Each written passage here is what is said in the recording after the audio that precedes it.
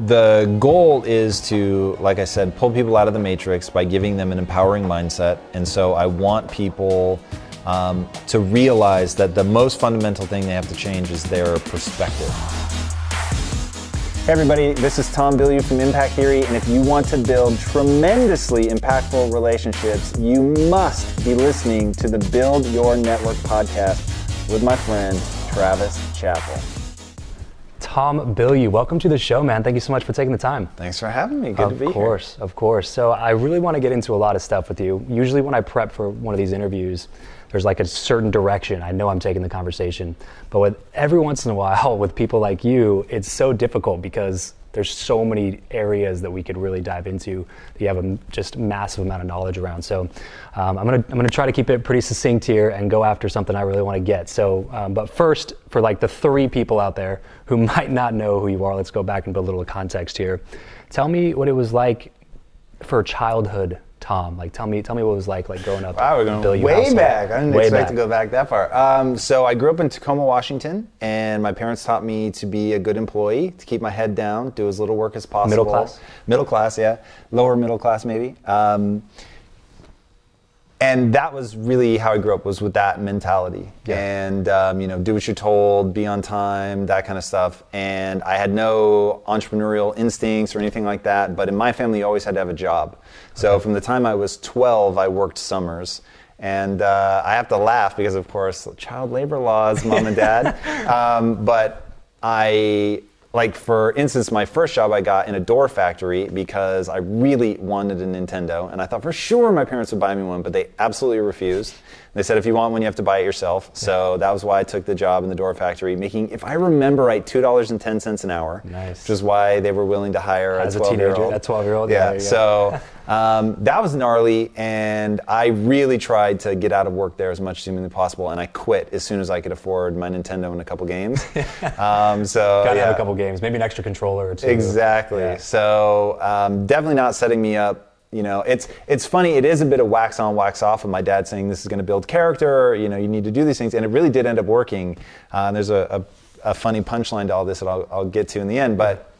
So that was it. I always had to have a summer job, almost always menial labor because I was too lazy to go and apply for a job or put together a resume. So it was always a job where my dad worked. So my dad worked for a paint company. So I was in a paint warehouse. I made paint for a while. I worked in a paint store. So it was not things that were intellectually thrilling. But it was good. My dad always said, look, this is going to teach you about what you don't want. And so he really wanted me to go to school. And so doing that enough, I thought, yeah, I really do want to go to school. But then flash forward, I'm at Quest, and we had gotten our first facility, and the truck, this big truck shows up with a bunch of equipment, like massive equipment. Mm-hmm. And we're like, oh my God, we don't have a forklift. And we're like, well, maybe we could borrow a forklift from the neighbor. And we're like, but nobody knows how to drive a forklift. And I was like, guys, I actually know how to drive a forklift. I've been certified. Yes. And they're like, how on earth have you been certified in driving forklift? And I said, I used to work in a paint factory. And so I went and got the forklift, took it off, and we actually had me on camera saying, Dad, wax on, wax off. So yeah, it was pretty funny. That's hilarious. So I think the important thing about the working from a young age is like the importance of work ethic, all that good stuff as well, but also the achievement of a goal. Right, to start building that confidence at a young age of like, no, we're not going to buy you a Nintendo, but yes, it's still possible to achieve that and actually receive a Nintendo. You just have to put in the work to get the result. I think that, and my parents, it was always the same thing. We had 2 acres and it was always full of weeds. So if I wanted something extra, it was like, there's weeds to be pulled, so go out and weed. And I was out hoeing weeds in the summer and trying to make a little bit extra cash to go to Six Flags with my friends or something like that. But I think it was the getting in the habit of having a goal and then not just saying, well, my parents won't buy it for me, so now it's out of reach, but saying, my parents won't buy it for me, how do I get it? And then actually putting in the work to getting there. So coming out of that kind of middle class mindset, you said that school was basically the option, right? There was no other option for you. Was that kind of how it was in your in my house? family, it was like, you're going to school. Yeah. It never even crossed my mind that I could there was skip another college. option. Yeah, it was just like, you're going to school, what are you going to study, where are you going? So why film?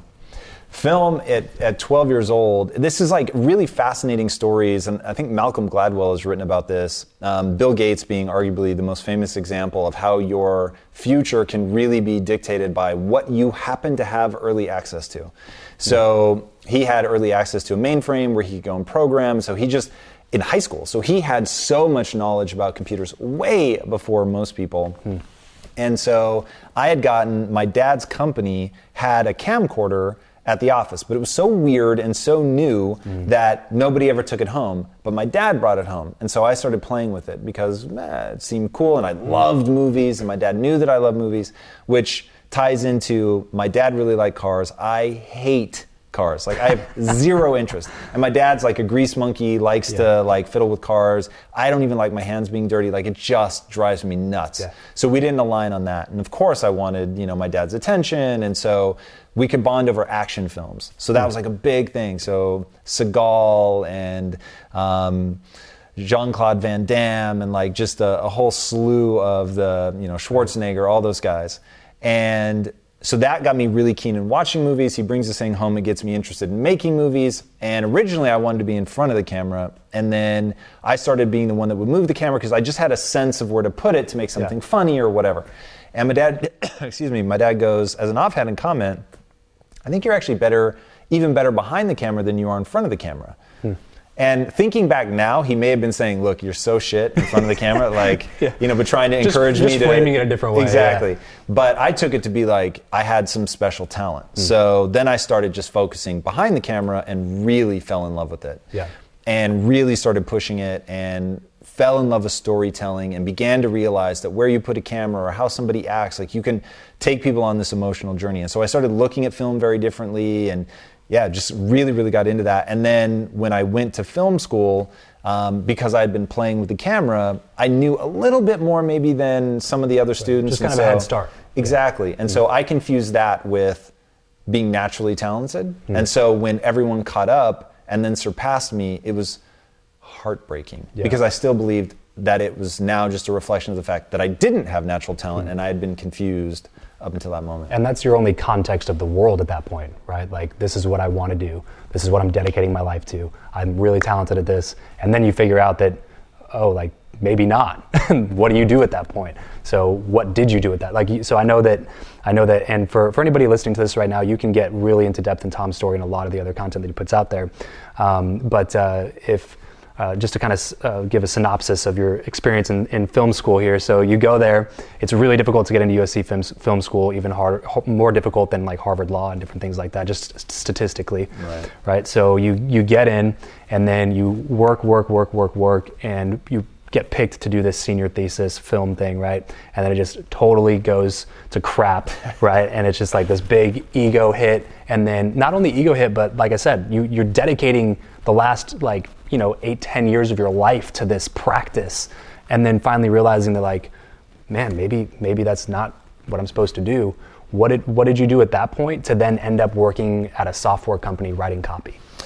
The weird thing about being 22 is you feel at 22 the way you feel at 42, which is, I'm as old as I'm ever going to be. My whole life has led me to this moment. This is the sum total of my life. You don't feel like, when I think of a 22-year-old now, I think they're a kid. Like, oh my God, your brain hasn't even finished developing yet.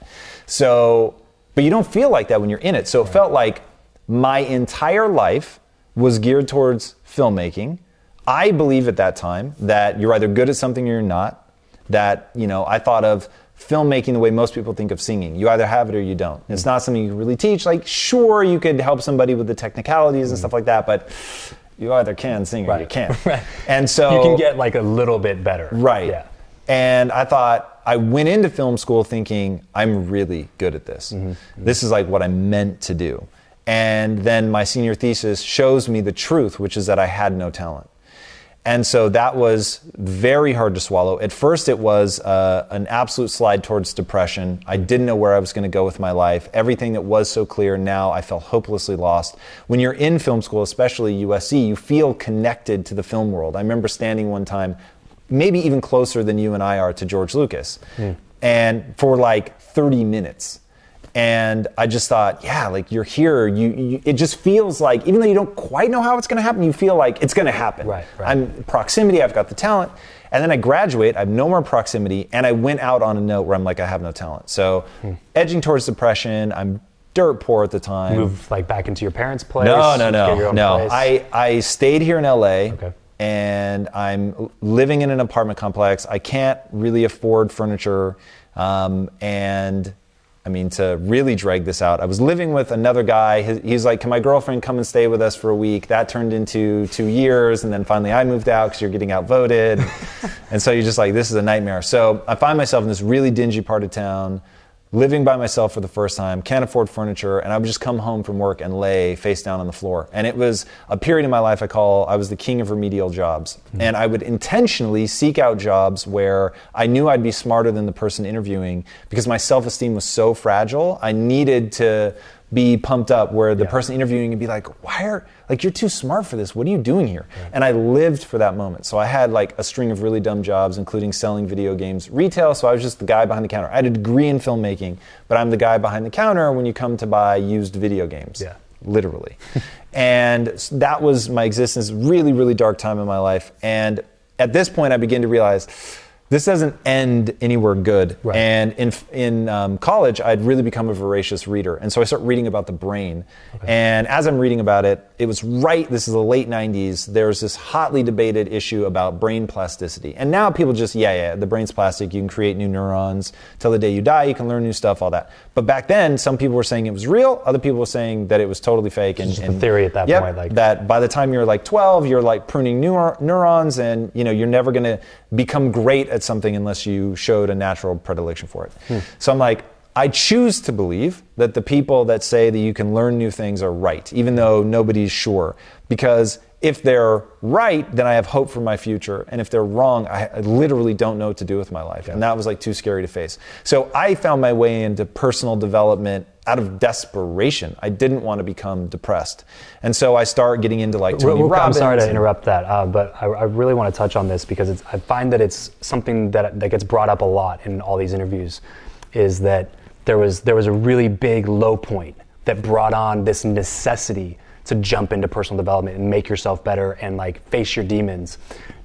Do you think that the enemy of rising to your potential is then mediocrity? Because I feel like if you are not in that point, I don't see as many people making the decision when things are just kind of comfortable to jump into personal development and like really reach their goals.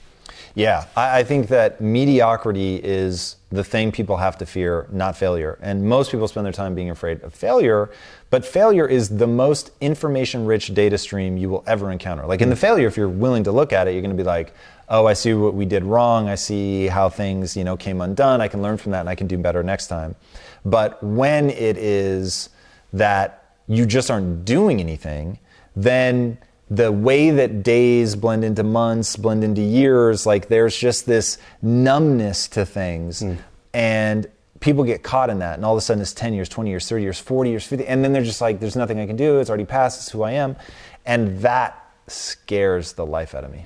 Yeah, the regret, right? I don't even think about it as regret. I just think about it as like doing cool shit and pushing yourself allows you to feel something neurochemically that's awesome. Yeah. And you just missed out on a lot of years of that because you got in that numbness of the routine. And I imagine most of those people will have regret on their deathbeds, but man, it's the day-to-day that scares me. It's like the day-to-day, just the missed opportunity of you could have felt rad about yourself and yet you're stewing in this like, the thing that really worries me, if it were just that everything is sort of okay, I could actually like, whatever, that's not a big deal. Maybe you just wanted a stress-free life. It's that people's tolerance for not okay is pretty horrendous. And the depths to which some people will go before they force themselves to make a change and start doing hard things is pretty scary. Yeah. And so when I think about doing the hard things, which most people aren't prepared to do, it's like, you've really got to train yourself to do that, to break out of this stuff. Even though one day they'll look back on it and say, that's actually pretty easy, it feels hard because you have to face your inadequacies. Got it. So going back to the story, You start reading a bunch of books about the brain and find out that humans are the ultimate adaptation machine, like something that you always say. So then what was the next step from there, jumping into this career at this software company? Well, that was me really wanting to control the art. So by that point, I'm reading about brain plasticity. I've chosen to believe that it's real. I start teaching, and as I'm teaching film, I realize I can help them make their films better. Now I'm having to work my ass off, and if you've ever taught, like, teaching is crazy. I don't understand how it's not one of the highest paid professions. The amount of work you have to do outside of the class is crazy. Right. So I was teaching during the day and then basically researching and trying to put lesson plans and not wanting to embarrass myself the next day because I was like, I'm the guy that failed at my senior thesis. So it's not like I have this figured out. So at night, I'm like going crazy and I'm really starting to understand what my teachers were trying to teach me. I was starting to understand where I went wrong with my film. Like, it was all starting to come together. And then I would tell them what I'm learning and their films would get better. And so I'm like, okay, hold on. If I can help them make their films better, I could help me make my films better. So that, like, is hanging above my head in a thought bubble. And these two successful entrepreneurs come across my path and they say, look, man, you're coming to the world with your hand out. If you want to control the art, you're going to have to control the resources. So come with us and get rich.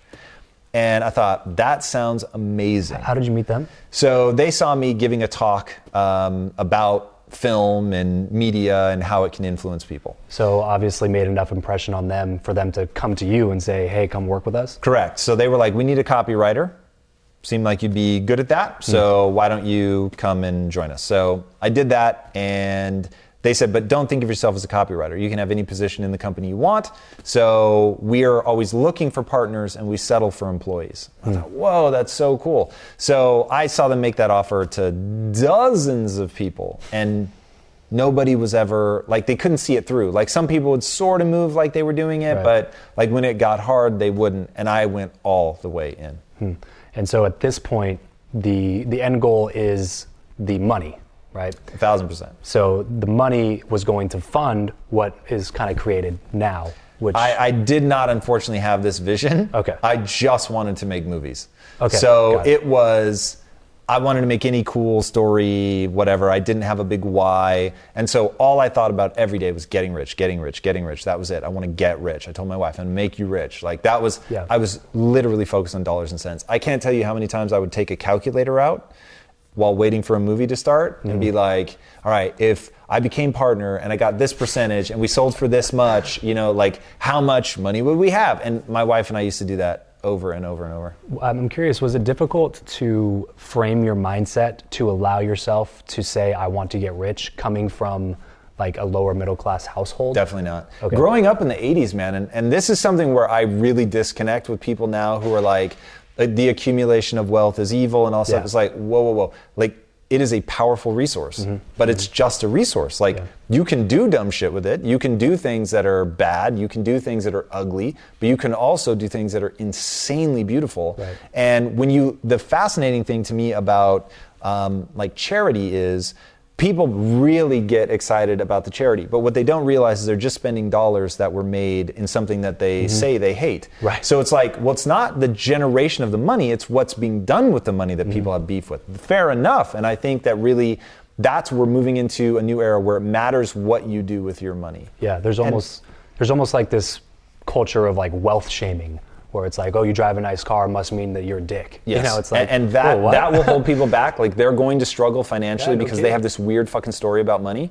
And so that actually worries me, not for myself, because if you can deliver value, you can always make money. But I worry for people who have an ugly story about money, so they're never going to pursue getting out of that terrifying place of living paycheck to paycheck, never being able to amass enough money, just be comfortable. I'm not saying people have to want to be a millionaire, but good Lord, like having 6 months cash on hand, like trying to work up in your company or taking, less upfront pay so that you can get equity. Like, there's so many things that you can do, but you have to have a story about money's beautiful. Money is this thing that facilitates, and I have a beautiful dream and I need the money to facilitate that. Right. So impact theory being certainly in my life, the example, right? I want to pull people out of the matrix by giving them an empowering mindset.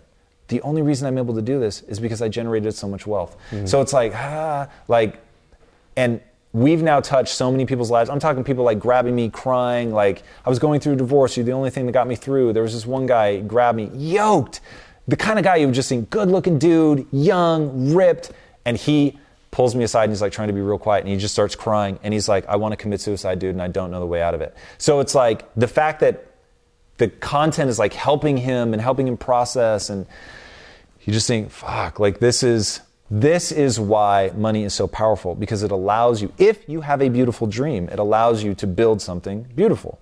So I forget where I was originally going with that answer, but no, you answered it. You answered oh it. yeah. So growing up as an 80s kid, like everybody was like, I want to get rich. Like it was just my generation, everybody was saying that. So funny, because opposite story for me. I grew up super religious, so for me it was always like money's the root of all evil, money's the root of all evil. And then, the pursuit of money will always end up in misery and loneliness, and like you're not going to be happy, you're only going to be happy in this certain path. And so it took a lot of reframing and audio and books and podcasts and everything under the sun to really, like, I remember I was listening to I think it was Grant Cardone podcast, and he said something about, he was talking about getting rich.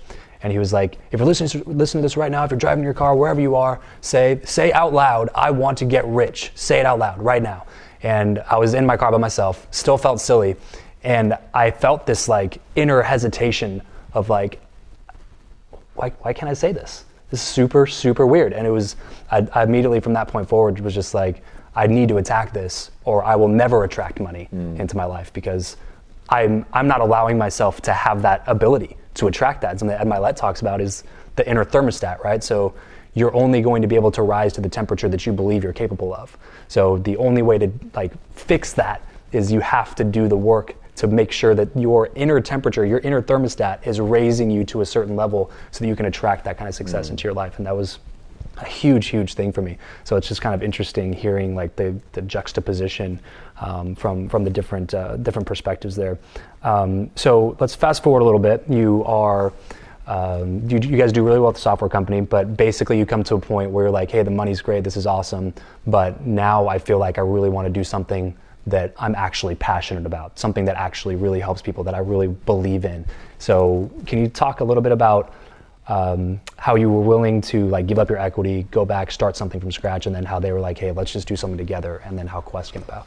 Yeah, so awareness was a little more heartbreaking than that. So it was a really difficult period in my life where I'd been chasing money. And the irony is when you said, that if you chase money, you're always going to be happy. I think that actually is true.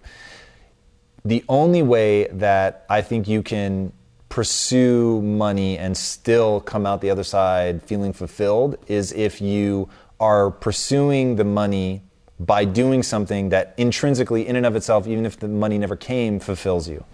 And that is one of those, like, what would you go back and tell your younger self? That at the end of the day, the struggle is guaranteed, the success is not. So pursue something that in and of itself brings you joy, brings you fulfillment. It's hard as hell. You have to earn something every day. Like all the things that go into making a person fulfilled, do that, because the money may never come.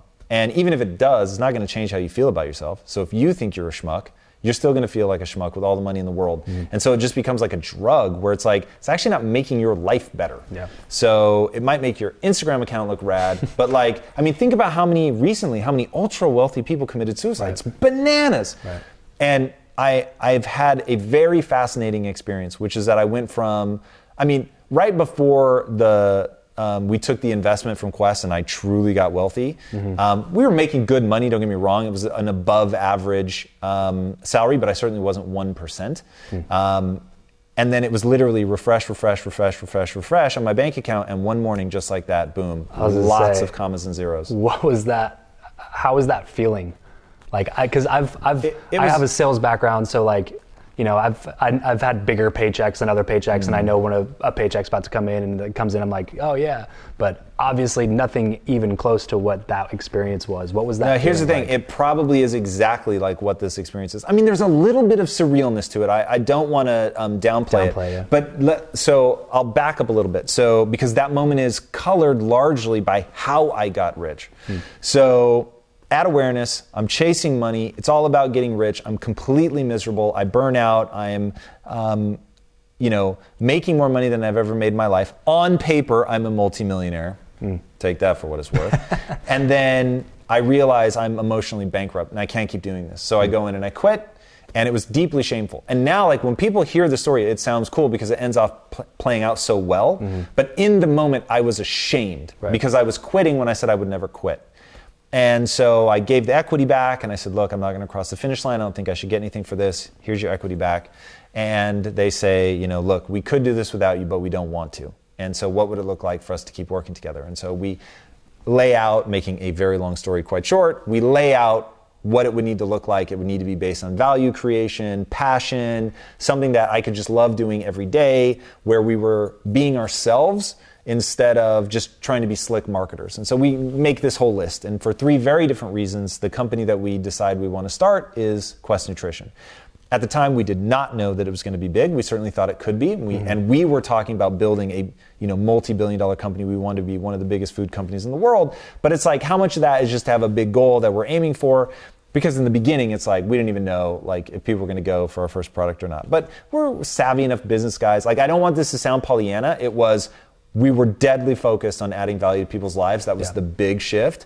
But we also knew to be strategic and to build something that, has margin. And it's like, in the food industry, that's amazing. People eat your product. And so it gives you multiple times to touch them and be good for them and empower them and all this stuff.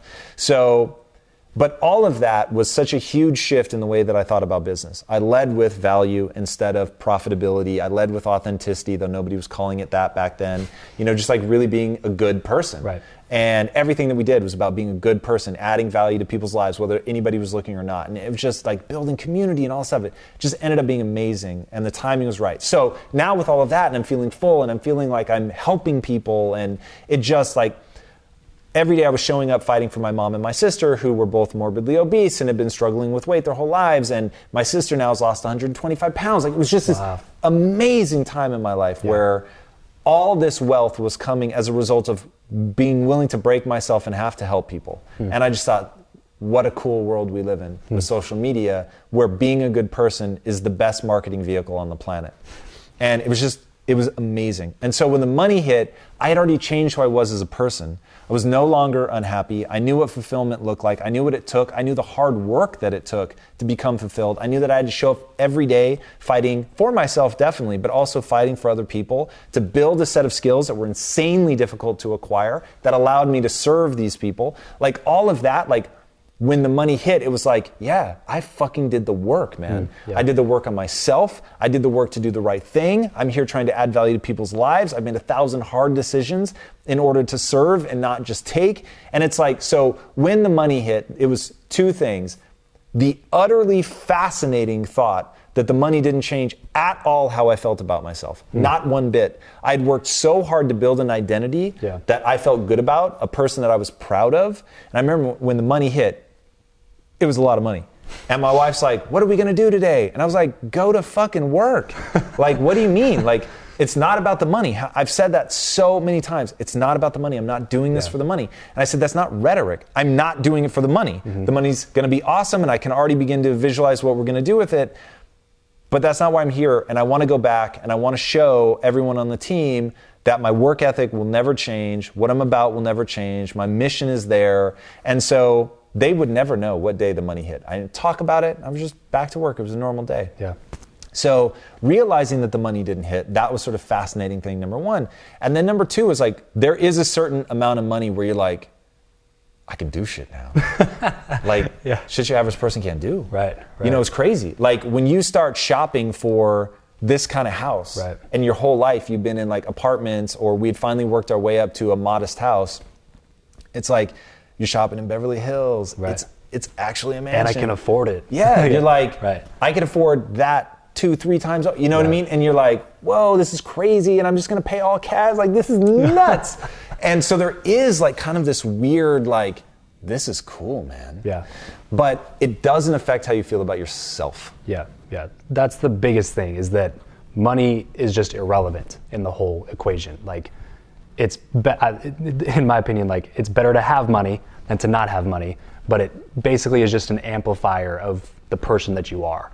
So if you're thinking that one day, that when you have the money, you're going to all of a sudden become this other person, like that's not going to happen. But it does, like you said, allow you to now create something that you really wanted to create, something that actually really fulfills like your dreams and your vision that you had for your life. So, so now coming out of Quest, $1 billion company, number 2 on the Inc. 500 list. Yeah. So all these, sadly, all of these things coming together, right? Then you decide to go into impact theory. So I know you talk a lot about your goals for impact theory in terms of beating Disney at their own game and stuff like that. Can you kind of unfold a little bit of what that means, like 10-year plan and then like 100-year plan? I assume you have something like that. Yeah, so the goal is to, like I said, pull people out of the matrix by giving them an empowering mindset. And so I want people to realize that the most fundamental thing they have to change is their perspective, the way in which they see the world. Now, most people don't realize that their perspective is a choice. It's been made up since they were a little kid. It was basically handed to them by their surroundings, their parents, their friends, the culture. And so they don't realize that they've built this frame of reference. And a big part of the reason that somebody in the inner cities and somebody who's middle class or somebody who grew up wealthy, they're so different is they just have different frames of reference. And you very much could have interchanged them at a genetic level and had one person grow up in the other place and the other grow up in the other place, and they would have all succumb in the same way. And so I just spent enough time working in the inner cities to see that over and over and over and over. And I saw extraordinary people that were smarter than me, people that had like crazy discipline or a willingness to deal with risk. And I was just like blown away. And I'm like, but they're not doing anything with their lives because their perspective tells them that they can't. And I remember the first time one of them told me, Tom, the world has told me they don't want people like me. And I was like, what? Like from the background that I had, like you heard things like that in movies, but I didn't actually think people believed it. Yeah. And then all of a sudden I realized, no, like they actually believe it. And why did they believe it? Because their parents actually told them the world doesn't want people like you. Yeah, so crippling. So it's like, whoa, like you can't say that. Like even, it's one of those, and this is partly where I came up with the idea that I'm not as concerned with what's true as I am with what's empowering. And even if the world is working against you, focusing on that does not help you. Right. Focusing on the fact that you're strong enough to overcome even the craziest obstacles, okay, that does help you. But those two different perspectives, the world is out to get me and I can handle anything the world throws at me, dude, the outcomes of those over a long enough time frame are terrifying. And it impacts generationally. And so the way I used to talk about impact theory before it was impact theory was I want to end generational poverty. Because generational poverty to me is not about money, it's about mindset. Yeah. So I wanted to make sure that anybody, no matter where they grew up, they could not hope but encounter an empowering mindset. Now my thing is, what I do at Impact Theory, what we're doing right now is essentially you talk direct to camera, you say exactly what you need to do, how you should think. And I'll say between 2 and 5% of the world, they're impacted by that and they make the real change. Now it's still pretty rad when you talk about the fact that there's, over 7 billion people on the planet. But that leaves 95 to 98% of the people who are not impacted. Right. So my thing is, how do you impact people at scale? And the answer to that is exactly why this is called impact theory, which is I believe that the only way humans assimilate truly disruptive information is through narrative. Whether it's the narrative they tell themselves, whether it's the narrative they're told about the world, we interact with things and our brains are wired for narrative. So if we know that your zip code impacts how you grow up, your parents impact how you grow up, and your friends impact how you grow up based on what the culture is, what's cool, what's popular. I can't impact where you grow up, I can't impact who your parents are, but I can impact the things your friends think about based on what's going on in the cultural subconscious. But the only way I can do that is through story. So that, and you combine it with like, what am I good at? What am I drawn to? What am I deeply passionate about? Storytelling anyway. So it just all came together when I really thought about what might work at scale, what do I want to be doing with my life, it came down to telling real stories. And so a lot of people are surprised that the way that we see ourselves here at Impact Theory is not the way that the outside world sees us.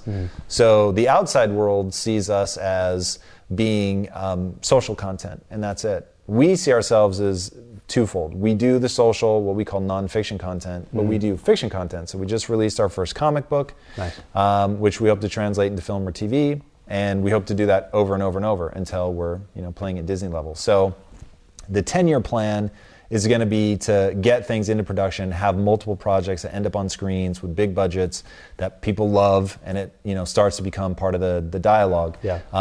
I've always thought in 70 years, I guess, more than 100. I don't know why. Yeah. Just it seems more plausible.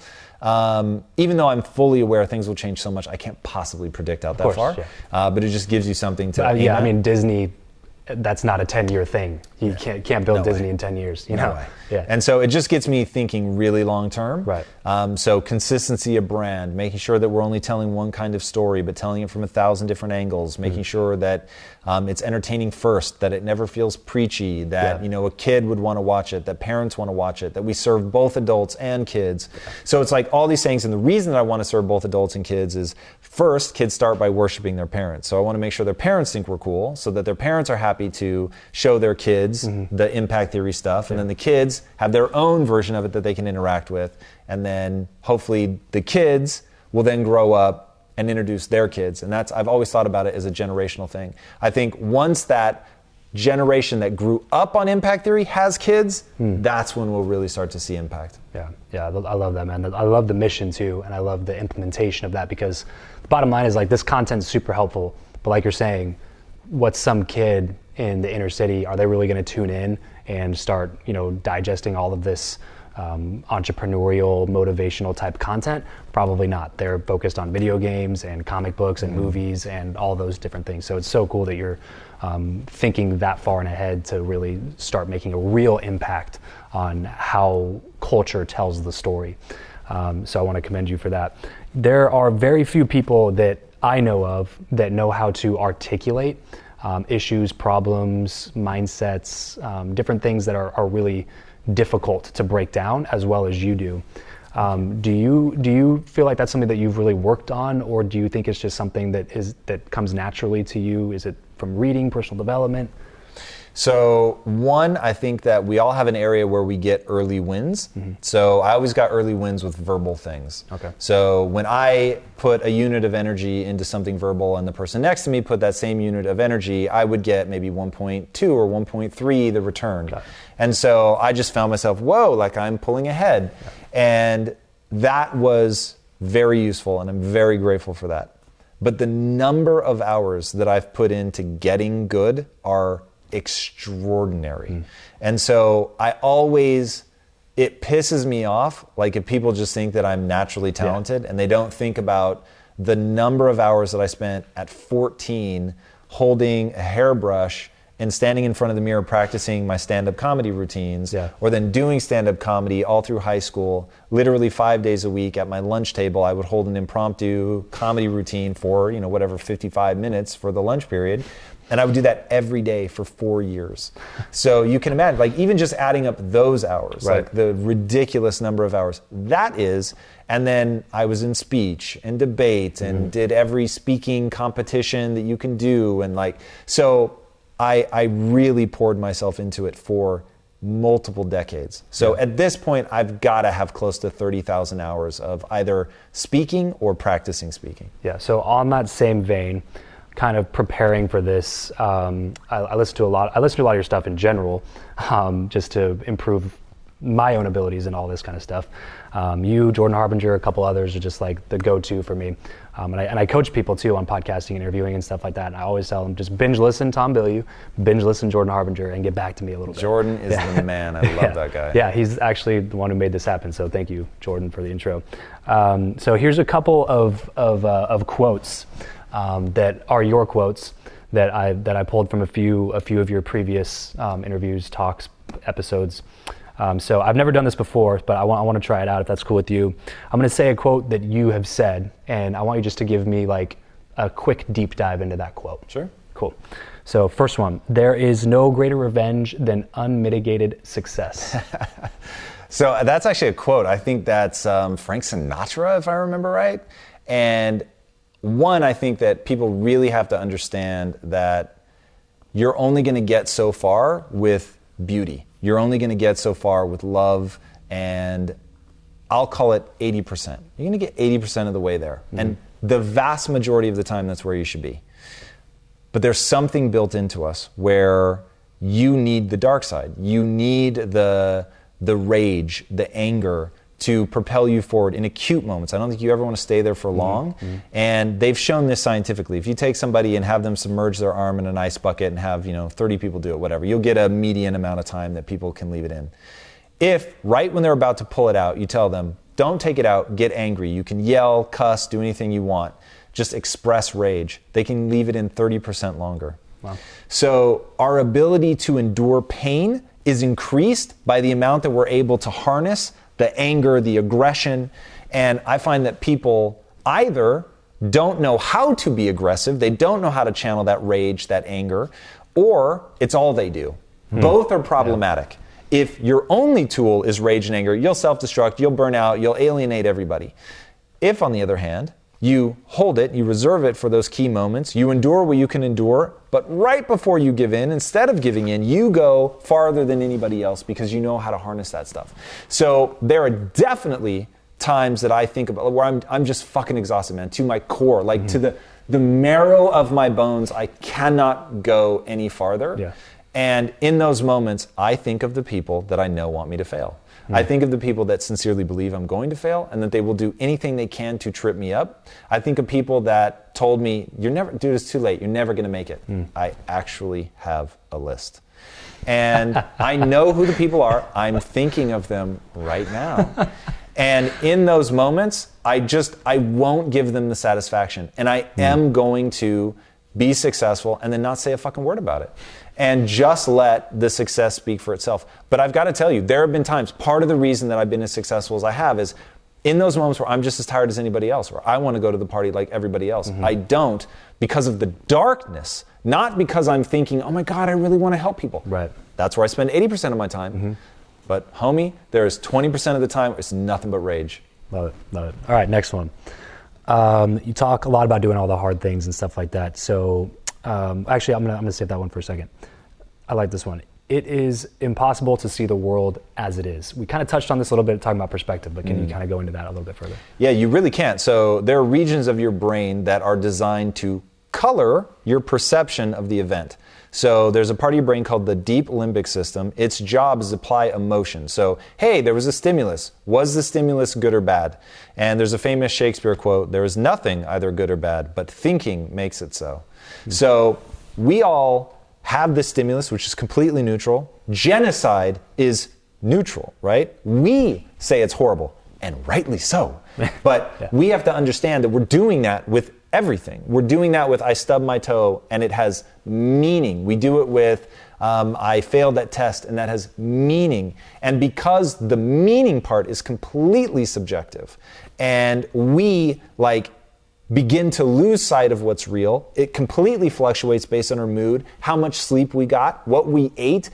All of these things are going to influence how you feel about an otherwise neutral stimulus. And lest people think that I'm overstating that genocide is in and of itself neutral, Viktor Frankl, who was in, I think, 5 concentration camps and managed to survive, said between stimulus and response is a gap. And in that gap, we decide how to react. And he said, people in concentration camps, you could tell within 72 hours who was going to live and who was going to die. Because once somebody gave up and they no longer had meaning, he said 72 hours later they were going to be dead. Because in that gap, if you're not doing something useful, if you're not empowering yourself, believing something regardless of whether or not it's actually true or accurate.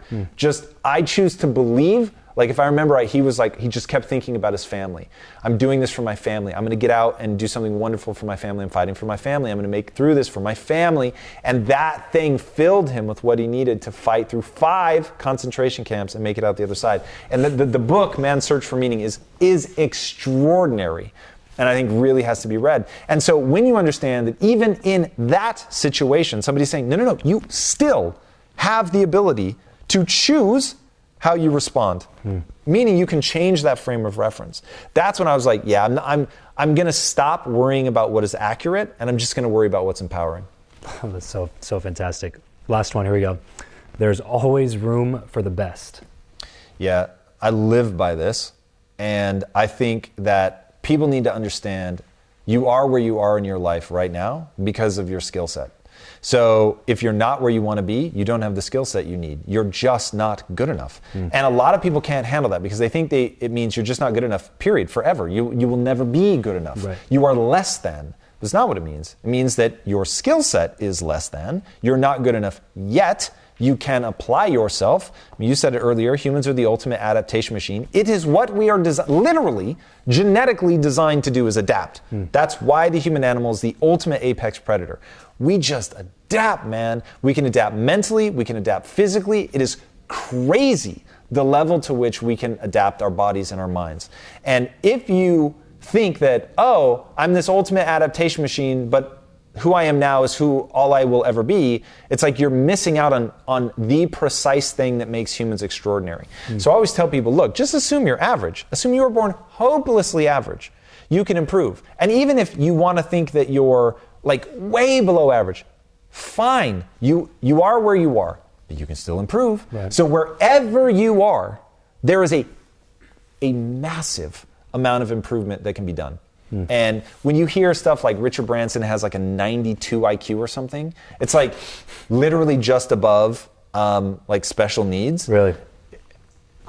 And he's like, well, it hasn't held me back. Because he built a frame of reference that became very powerful. And so that's what I want people to focus on. Don't worry about who you are today. Who do you want to become? And what price are you willing to pay to get there? Because it will demand an extraordinary price. Yeah, I love that. That's one of the quotes that I have when I first started the show. That's one of the quotes I wrote down on a whiteboard. So everybody's like, well, podcasting, it's super crowded, it's super crowded, super crowded. You're not going to be able to stand out. And I wrote that Steve Martin quote, be so good they can't ignore you. Yes. That was what I focused on. Doesn't matter. There's saturation. If you're good, it doesn't matter. Tom, I honestly could talk to you for so much longer because there's, like I said, we talk health, business, influence, like all these other subsects and topics and all these things. So real quick, since this is a Build Your Network podcast, I would be doing a disservice to my audience if I did not ask you this question. It's the question I ask every single guest that comes on the show. Do you believe that who you know or what you know is more important, and why? Ultimately, it's going to be what you know for sure, but I think to discredit who you know would be a mistake. So this is one where you're really going to have to do both. You need to be extraordinary because the easiest way to get to know people is to leave them in awe. And I cannot tell you, like, we set up Impact Theory to be a honeypot. So I get people on the show that it would be useful to me to impress. And then I put them in a situation where I'm most likely to impress them. So first of all, they come into the house. That's number one. Controlling the frame. Right? Yeah. Number two, the team treats them like rock stars from the moment they walk in. So they're already feeling really good about it. Three, I'm going to do so much research. I'm going to know all about them, which they feel very honored by. I write an intro that really shows what I think about them and how I feel about them. My favorite part of your show is the Thank intro. you, man. Yeah. And then through the interview, I show that I'm not hyping you, like this is real, like I've really gotten something from you and I want to share that. And so I set them up to shine as much as possible. I try to get out of the way. I try to let them do their thing. And then my outros are showing that I was listening the whole time, that there's something about them that I have been really touched by and I can articulate it. And saying that in front of them so they know I'm sincere, that I'm willing to say it in front of my audience, really brings home for them that none of this was bullshit. Yeah. That this was legit, like from first to last. We're super careful about who we bring on the show for that reason, because I never want to hype somebody and it be empty or BS. And from that, because I've worked so hard on that skill set, I'm able to impress them with what I know, and then they become someone that I know. And so I've built a lot of friendships off of that. And also, when people see it and they're like, whoa, this is great, this has added a lot of value to my life, now they feel some kind of way about me. And so when I meet them, they're like, whoa, man, you added this value to my life. There's like this warmth that they feel. And so that's allowed me to make connections, because I'm actually quite introverted, which is weird, because I when I was younger, I was much more outgoing. As I became more self-aware, I became way more introverted. And so I really don't like the cold open. So having that out there, where at a party there might be a couple people that have seen the show, and so it's like this rad way for me to overcome this like otherwise sort of reclusive tendency. So that's been super powerful. But it really is born of, I've worked my ass off to develop a skill set. That skill set leaves people in awe. And then from that, I'm able to build relationships where people are like, yo, this guy's good. He's got work ethic. He's crazy. Like, look what he's done. You know what I mean? So that really is important. But now you're in the door. Now you've got to be a legitimate, like, somebody who adds value. You don't have to be real close, like vulnerable friends with everybody, but you've got to be adding value. It's got to be a reciprocal relationship. There's really got to be something there. It can't just be, I mean, it can be transactional, but I think you'll find you get the least out of transactional relationships. You get the most when there's really something there emotionally. There's a connection and understanding and investment. Like those go the farthest. Yeah. So if you're the average of the 5 people you spend most time with, what would be your best advice for somebody listening right now to level up their networking associations so that they can change their environment and become the person that they need to be? Books and podcasts. Like there isn't a time in my life where the 5 people that I'm spending the most time with, at least 2 of them aren't people in books or podcasts. So I think that's a really big deal. And we're living in this extraordinary time where you've got people like you, me, and a whole host of other people pouring their guts out for free with everything they've ever learned, like really giving it away. I'm not holding anything back. I'm trying to give people everything they need to get the fuck out of the matrix. Right. Why do I do that? Because I want them to feel some kind of way about me. There are going to be things that I'm going to sell, make no doubt about it. I'm going to ask people to go stand outside Netflix and say, you got to take on this next Impact Theory movie. Like there are going to be asks that I'm going to have in no uncertain terms. But if they know that I've really broken myself in half to add value, some percentage of them will do it. It won't be everybody, but it'll be some percentage and it will be insanely powerful. So knowing that you can interact with them. I mean, it's like it's fucking one-on-one. Like the camera that's on us, right? I mean, these are close. It's intimate shit. Like they are getting the same experience that you're getting. I mean, there's a little something extra to presence where you like really feel that. But hey, VR is coming. That's crazy. Yeah. But it's a big deal. And now you can watch enough of one person's content where you know how they think. Right. And so you can begin to adopt that and say, hey, I'm going to try thinking like Tom for a minute. I'm going to try thinking like Jordan for a minute and see like what fits, what feels good. Start there, and then that becomes that base. And then interact with people in that community, right? So if you go on right now in my Instagram comments and start hitting people up, you obviously both like Tom Bilyeu content. So it's like, hey, watch who comments in what way. Like, who do you resonate with? DM them, reach out and say, look, man, I really vibe with this dude. I really vibe with this card, whatever. You seem rad. I'm in LA. Where are you at? Like, you can build online relationships and then, you know, if you want to take it offline. And we've had people do that, build their own communities off of us. The guy that does Tom Bilyeu Classics, which is all the old interviews that I did, he's not involved with us in any way, shape, or form. But he has created, he's got like, I don't know, like 50,000 followers or something. Wow. So, I mean, there are ways to do this kind of stuff where you can build your own tribe of like-minded people to get those people in your life so they don't need to be in your family, they don't need to be at your school. Like, it's just too easy now to connect with people. Tom, I really appreciate you coming on the show. Sadly, very sadly, we're running out of time. Let me move into the last segment here. This is my random round, just really quick random questions and quick random answers. You ready? Yep. What profession, other than your own, do you think it would be fun to attempt? I would like to be basically an interior designer. I want to build the whole house, but also with a real focus on interior design. If you could sit on a park bench with somebody, past or present, and chat with them for an hour, who would it be and why? Oh man, I'm gonna have to go with my grandfather. He died when my dad was 6 months old. Oh wow. So like, it would just be fascinating to see like, are there similarities? That's a bit of a lame answer for your audience though, so I'll give you another one, which is, I'd really like to sit with Elon Musk. Like that dude really, really, really inspires me, and I'm obsessed with the idea of colonizing Mars. Even before he started talking about it, it's just like, I used to tell people I would be in astronomy, never physics, because you want to talk about something that is the opposite of I get early wins. I'm not saying I can't do it, but I am saying it would not be easy.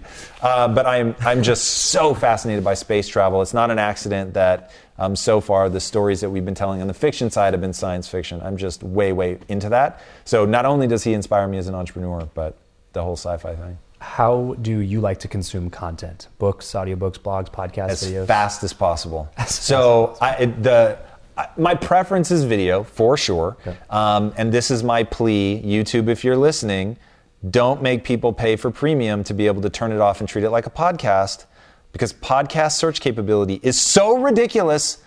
I'm offended by it.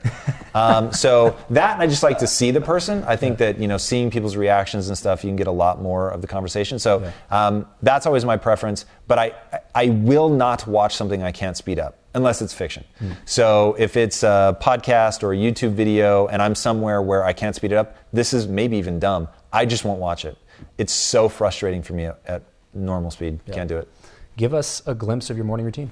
My morning routine is as strict as I can make it. So once I realize that I'm awake, if I've had more than 5 hours sleep, I give myself 10 minutes or less to get out of bed, non-negotiable, because I'm atrocious at it and I want to stay in bed for hours and hours and hours. I wish that wasn't true. And so I have 10 minutes or less. My gym clothes are next to the bed. I put them on immediately. I go straight to the gym. I work out 45 minutes to an hour. Immediately after working out, I meditate. I try to do it after working out so that I can practice calming my heart rate and slowing my breathing, which is an anxiety thing for me. So I try to practice getting into that parasympathetic nervous system, out of the sympathetic as fast as humanly possible. After I do that, if I have time, and I do unfortunately often cut this, if I have time, I do what I call thinkitating. So once I get into an alpha wave state from meditating where you're feeling calm and creative, I try to set the intention beforehand that this is a big problem that I'm facing and I want to solve it. And when you're feeling calm and creative like that, you often get what feel like very fresh, unique ideas you otherwise couldn't think your way to. So I'll just keep a computer next to me and I'll take notes on things that I'm thinking of. Once I finish that, then I read. And depending on what time I woke up will determine how long I read. And when I say read, I always mean listen.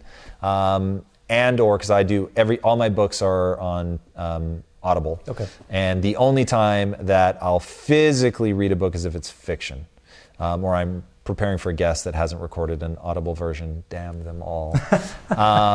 Because I can just take the information in so much faster auditorily. Right. So I like to be able to read for like an hour or more in the mornings, but it's pretty rare that I have enough time. Right. And then I immediately go into what I call important things. So I keep a list of the most important things that I could be working on at that time, so I don't have to think about it. I can just go straight into it. Oh God, I actually lied to you. This used to not be interesting, so I always skipped over it. But now I'm taking cold showers. So after I've done thinkitating, then I'm taking cold shower. I hate them more than you can imagine. They're so fucking powerful. Yeah. Dude, there's something about you're stepping into, you could take a warm shower. Right. And your brain is like, yo, this could be a warm shower. This could feel really awesome. And your dumbass is about to turn on the cold water. Yeah. And so I've got that thing cranked. And my whole thing is I set a timer because I like to know how long I'm in it. I set a timer. As soon as I hit go, it's already cold shower time, so there's no fucking hesitating. I hit the time, boom, I'm in. I don't allow myself to hesitate even for a half second. It's cold, boom, it hits. I have 2 shower heads, so that I'm getting hit from both sides, so there's nowhere to fucking hide. So I'm like in this cold water, and I'm like every day with the cold water. And what I try to remind myself is, hey, you can make this miserable if you want. Right. Or you can switch your mindset right now. You can fucking dance. You can ask yourself what Goggins would do. You can Wim Hof breathe. You can remind yourself that you're a badass. Yeah. And that even though you don't want to take a cold shower, you take a cold shower. Why? Because it's hard. Yeah. Because you said you were going to do it. And you do the things you say you're going to do. And I earned so much credibility with myself just for taking a cold shower. Like the way that I feel right now, knowing I've taken nothing but cold showers for the last, I counted today was 26. For the last 26 showers, they have all been cold. Yeah. And to know how I feel about myself, because that is true, is rad. It's something that I wish for everybody. And it is that simple. Everything else in your life could be failing. Everything. But if you can face taking a cold shower every day, you know something about yourself. Yeah. And that is that first win that you need to then start building and stacking. Okay, so then I get out of the cold shower, I warm the fuck up. And I do whatever I can, layer on clothes, turn the heater on, and I immediately go into the most important things. And I just started doing this week, so don't think I'm too clever, because how many years did I stupidly do it any other way? Do not allow any notifications in your life. None. Zero. Zip. Delete them all. Yes, that means that if somebody texts you an hour ago that their house was burning, it's going to fucking burn. Just is what it is. And if it's that important, they will come to you. You can't call me. You can't text me. You can't email me. I'll never know. Unless I go into the app, I'll never see it. It's not on my lock screen. Yeah. I don't have the little badge icon that says you have 14 messages. Like, I literally get north of 50 text messages every day. And I was getting so frustrated because everyone thinks their question is fast. Like, we started this almost an hour late, right? Like 45 minutes late. Mm-hmm. Do you know why? No. Tom, just real quick. Real quick always turns into 45 minutes, always. And it's like, you get these little, I was getting pecked to death. And so out of rage, going back to the earlier thing where you finally get so fucking fed up, you're like, I'm making this radical change. I sent my wife a text and I said, from now on, if you need me, you're gonna have to come knock on the door because I'm turning off every single alert, alarm, everything. It's all dead, it's all gone, no more. It liberates you in a way I can't tell you. The productivity, there's a thing called switching cost. There's a tremendous switching cost to go from, hey, can I just ask you something just real fast? Thomas, just real fast. Even if it actually is real fast and it only took 45 seconds, it may now take me 5 minutes to get back in flow. Right. So that real fast becomes essentially 6 minutes. Mm-hmm. And then how many of those do you get? So if it takes me 5 minutes to get back in flow, and 2 minutes after I'm back in flow, somebody else has something that they need real quick. I feel my phone vibrate, it beeps, or it shows up on my, the badge icon. And so now I'm just looking at it. It's like, oh, I've got that text. Oh, there's 2, there's 3. Oh, they came in pretty fast. Like, it must be urgent. Let me check. Yeah. And so then you check, and it's like, oh, it's just really fast. Okay, let me just answer it. It's crazy how little you get done. Yeah, it's it just crazy. Sucks you in. Yeah. It's funny you bring up the cold shower thing. That's why since I read Aubrey Marcus's book, I've been doing that myself. I tell people, like, if you want to save time in your morning routine, take a cold shower because I don't waste a second in the shower. Oh, anymore. they are short. As soon as I'm done cleaning myself, it's done and I'm out and I got the towel and I'm doing this. And yeah, totally agree with that. What is your go-to pump-up song? Ooh. The first one that comes to mind, I think it's called Remember My Name. It's by Fort Minor. Okay. So Fort Minor is Mike Shinoda from Linkin Park, has a side band where he raps. It's actually awesome. That song is extraordinarily cool. Most anything by Jay-Z will get me there. Like, the hard flexes that guy has are just sick. Yeah, we'll leave it at those 2 for now. And then what is something that you are just not very good at? Ooh, a lot of things. So in fact, the thing that was holding us here is, that made us start late is I don't prize sticking to a schedule. I don't prize order. I'm very comfortable in chaos. And I'm driven by one thing, and that's results. And because I have such a high tolerance for chaos and such a low tolerance for people being sensitive, I create my own problems. Because not everybody is like that. It is very important to have people that their very instinct is to fight against chaos. And so what we were up against was, I am going to get the comic book where I want it, fucking period, end. And I'll do whatever the fuck I have to do. I will rewrite it 1,000 times if I have to. Right. Until I'm up to the point where if I don't press upload to get it to the printer, I'm going to miss a deadline, because I won't miss the deadline with the distribution company. That would be suicide.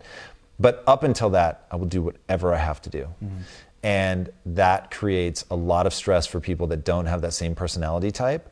And so that's just bad management. So I need to get them on board. I need to help them create a system so they know this is what I'm going to be like. This is what I'm going to do. These are the problems that I'm going to create.